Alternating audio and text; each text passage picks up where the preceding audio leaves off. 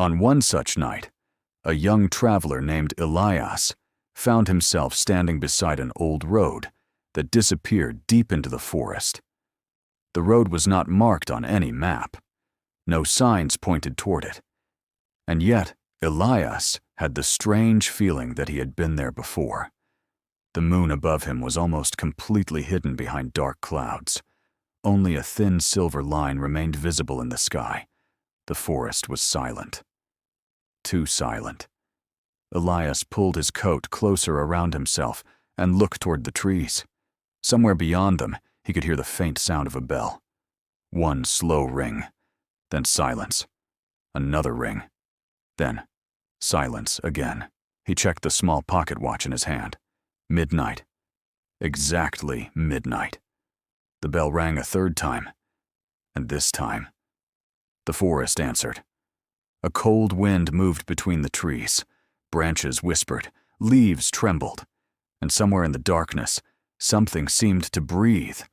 Elias took one step forward, then another. The road beneath his feet was covered with silver mist. He could have turned around.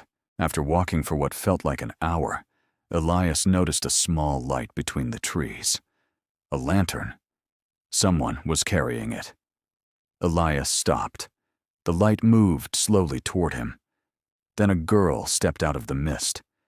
She wore a long, dark blue dress. Her hair was silver beneath the moonlight, and in her hand was an old lantern with a tiny blue flame. She looked at Elias without surprise, as if she had been waiting for him. "You came late," she whispered. Elias frowned.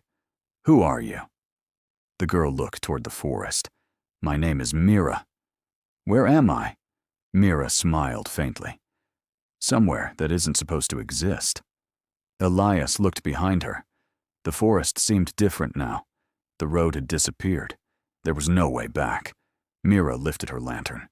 "Don't be afraid." Elias looked at the blue flame. "Should I be?" For a moment, Mira said nothing. Then she whispered, "Only if you hear your name." A chill passed through Elias. "What happens if I do?" Mira began walking.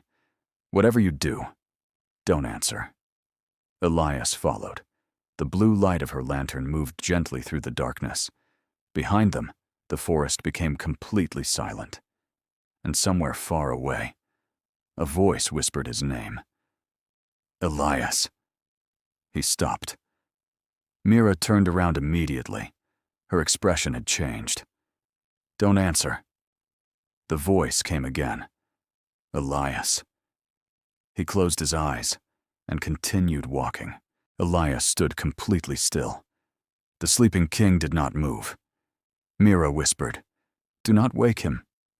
"I thought he was already waking." "He is." The floor beneath them began to vibrate, very softly, like the heartbeat of something enormous. Elias looked around. "What are we supposed to do?"